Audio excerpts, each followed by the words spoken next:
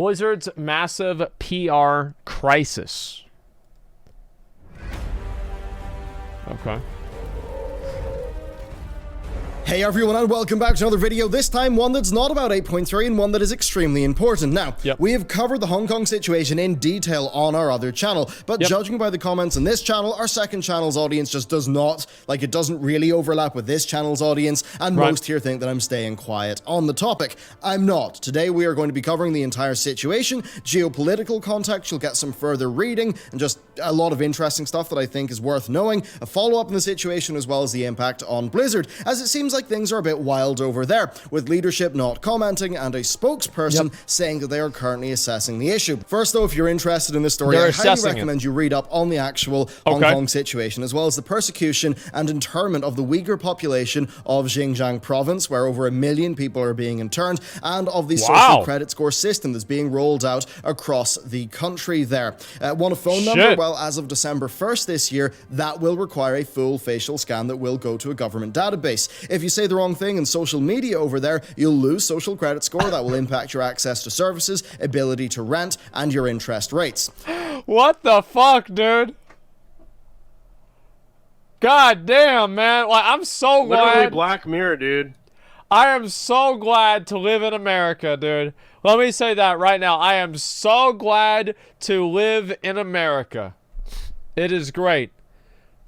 So my hope here is that this incident will lead to more people being aware that the dystopia is not the realm of science fiction any longer. No. Now, as always, this is a story of money, as Blizzard's financial interests are clashing with what should be their morals. Now, it's actually a problem for business everywhere. Even locally in the Northern Irish Games cluster, I know people who cannot comment on this topic publicly for fear of losing financial backing. I mean, hell, right now, my company, my studio, is talking with publishers, and me talking about this could potentially risk us getting funding, and that could be a low six-figure thing. So, I mean, that just goes to show you the extent of Chinese influence.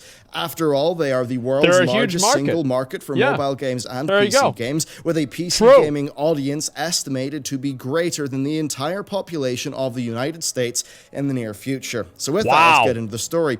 Blitzchung is a Hearthstone pro who was playing the Grandmasters. After winning, he was on a Taiwanese stream. Now, of course, it's actually called Chinese Taipei by Blizzard in order to appease the mainland. Anyway, he appeared on the stream wearing a gas mask. That is somewhat of a symbol of the recent wave of protests in Hong Kong, where many are protesting a new extradition law with the mainland. Now, it's fair to say that those have expanded into a more general pro-democracy movement, and violence has been increasing.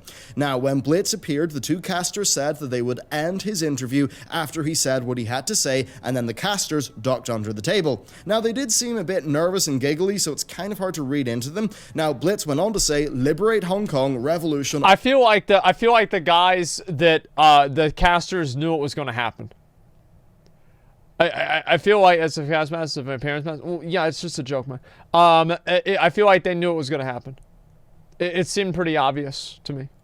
Of our age. The stream was then cut, and the fallout began. Blizzard responded quickly by banning Blitzchung from professional Hearthstone play for a year. They stripped him of his win and of his prize money. Blizzard said this was for violating competition rules and constituted individual behavior which does not represent Blizzard or Hearthstone esports. Now, that's what was said in a Western post. However, they also responded locally. Now, here's the deal. Working with languages is difficult, and it's particularly the case here because Mandarin is an incredibly contextual, nuanced language, but thanks to some very, very helpful assistance from Spanking Jackson in our Discord server, we have an idea of what was said. In short, the statement amounted to a strongly worded disapproval of Blitzchung and the casters' actions, as well as them stating their own political point of view. The post announced that the casters would never have the opportunity to work with Blizzard in the future, and concluded by stating, at the same time, we shall, as we always have, resolutely uphold our country's honor. Of course. Now, our country's honor, that does make sense in the statement from a local Blizzard office in the region. Guys, please stop saying it. You guys saw it yesterday. He's making a separate video, and he's following it up to give people context about the conversation, okay? Jesus Christ. But of course, it is an official communication from Blizzard Entertainment, who are a US company. So it's rather outlandish, but it is the type of statement that is quite normal for the region. So, Blitz was fired for violating the competition rules. I suspect, though, that the severity of his punishment was informed by the sensitive political situation. I find it hard to believe that the same punishment would have been met out if he, say, mentioned US politics or mentioned the Hong Kong situation, but in the other direction. A reduction of winnings and maybe a minor ban for competing for a small period of time would have made sense here, but I think that because of I feel like if they had done anything, right, if they had cut the broadcasts and not punished him at all, people still would have been outraged. Like, I mean, this is my opinion, right? It's like no matter what Blizzard would have done, people would have still been outraged. Now, would they have been more outraged? No, I think they would have been slightly less outraged, but they still would have said the same thing, right? I think that the issue fundamentally is that Blizzard is operating in China, and they're putting the interests of the Chinese and the government over the interests of what people in America think that they should do, right? That is the core issue. And it's not really just this, but it's like a bunch of other stuff too. Political situation, Blizzard were a lot more severe in their punishment. And really, when you think about how severe that punishment was, and then Blizzard's statement on Weibo, their local statement, it's obvious that it was to keep the party happy. Now, the two casters were also fired. That's likely for facilitating in Blitz's protest. Now, Blitz Chung talked to the AFP afterwards, saying, "I sacrificed time hanging out with my friends and studying because of this competition. Even though it seemed that I wasted 4 years of time, I have something more important in my heart. If we lose the movement, Hong Kong will end forever." So overall, I think he did violate the competition rules. And I think that's the point here. He knew he was going to lose a lot. That's what makes his statement powerful. He purposefully broke those rules, knowing he'd probably lose everything, but he did it anyway. I think that makes it a powerful, intention statement. I agree with that. So technically, he wasn't banned for the content of his speech, but that's only a technicality. Again, as I said, when you look at the statement Blizzard issued in Weibo and the severity of the punishment, I think it's obvious that the content of his speech was a major factor in the severity of his punishment. Now, regardless, by punishing him so severely here, all the Blizzard did was ensure that his statement would spread far, and it did. It trended worldwide on Twitter, being covered by mainstream outlets across the world. This was also a very timely issue, though, as the NBA recently had a similar situation, one that was... Why didn't they do it with a delay? Why didn't they do it with a delay? That's why I'm honestly curious. Why? It's from now on, it's anytime you broadcast an event like this, you should do it with a delay. They probably didn't think of it. Then whoever didn't think of it should be fucking fired. Because you should know that there's a bunch of fucking agitation going on in the country. You should know that the fucking people leading the country don't want the agitation, and you should just expect that to happen. Anybody should do that. This gives them publicity. Not good publicity. It doesn't help Blizzard. Blizzard, I think, will be unfazed by this in the long run.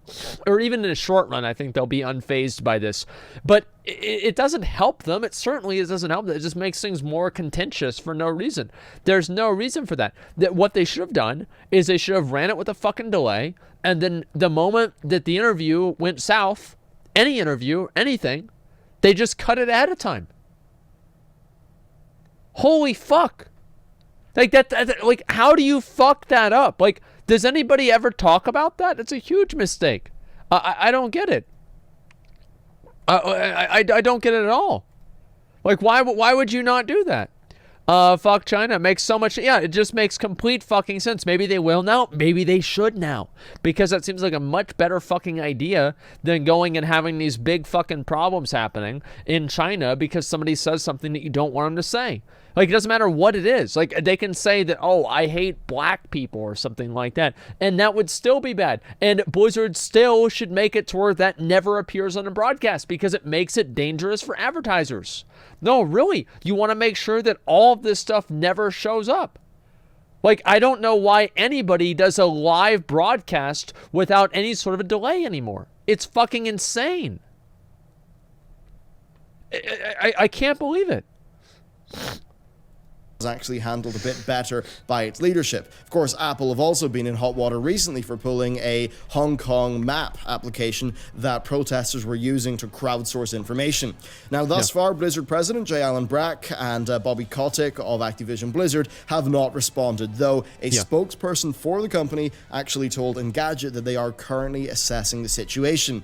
Things on the ground, though, have been a little bit different. Blizzard's Irvine campus has as its center point a statue of Thrall riding a wolf, with a compass beneath it and the compass pointing to company values. 2 of those 8 values, every voice matters and think globally, were taped over by Blizzard staff yesterday. Then additionally, a small number of Blizzard staff did an umbrella protest at the statue, and one of the partaking staffers posted a picture of the group to the Hearthstone subreddit. Certainly a brave enough move. Now, the umbrellas are significant as they reference the 2014 protests, during which the umbrellas became a symbol of resistance after police pepper sprayed dispersing This is part of the video we talked about yesterday. For election transparency.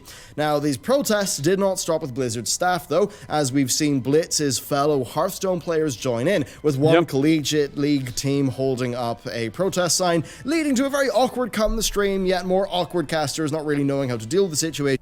They wouldn't need to if they had just had a fucking delay.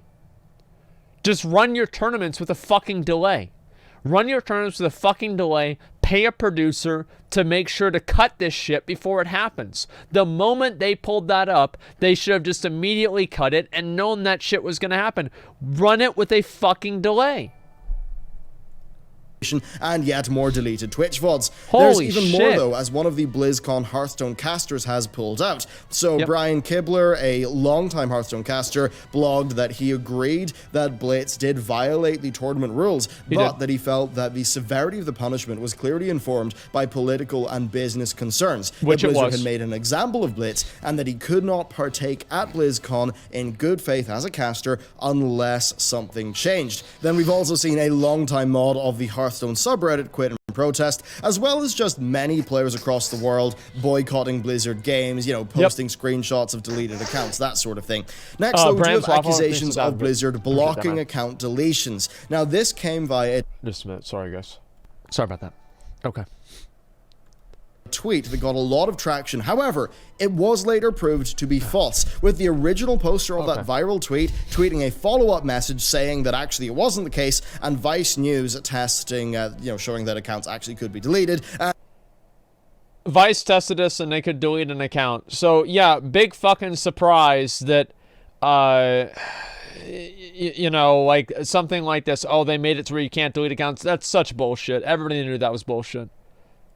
And I even had a success in deleting an account when I tested it, so it overall seems like that was either a temporary error or outage or something like that. Now, that said, as a part of protest, we've seen May be turned into somewhat of a pro-Hong Kong symbol in order to get Overwatch banned in China. Now, it's an interesting move that actually could work if it caught on. So, Chinese users of Weibo used Winnie the Pooh memes to mock Xi Jinping, the leader. Now, that resulted in poor Winnie getting absolutely obliterated. And I suppose that means that if the May thing actually did catch on and it was being used on the ground, we could actually see the same thing happen. So, they just get rid of the character. I wonder if a Warcraft character was to turn into a, pro-protest symbol, which one do you think it would be? Now, we've also seen responses from U.S. politicians, just get rid of the character. Democrat Ron Wyden of Oregon and Republican Marco Rubio of Florida, commenting with Wyden saying that Blizzard have humiliated themselves for a quick buck, and Rubio taking it as an opportunity to talk about China's worldwide leverage. We've also seen other companies weigh in, including Epic Games, who have said that they would not punish a player or creator for stating political opinions. I don't believe that. Now, this one is interesting. I believe they won't ban people for criticizing China, but I don't think that they'll have a blanket invitation for people to say their political opinions. I don't believe that at all, because that only makes sense until somebody says something they disagree with, and then it'll be different.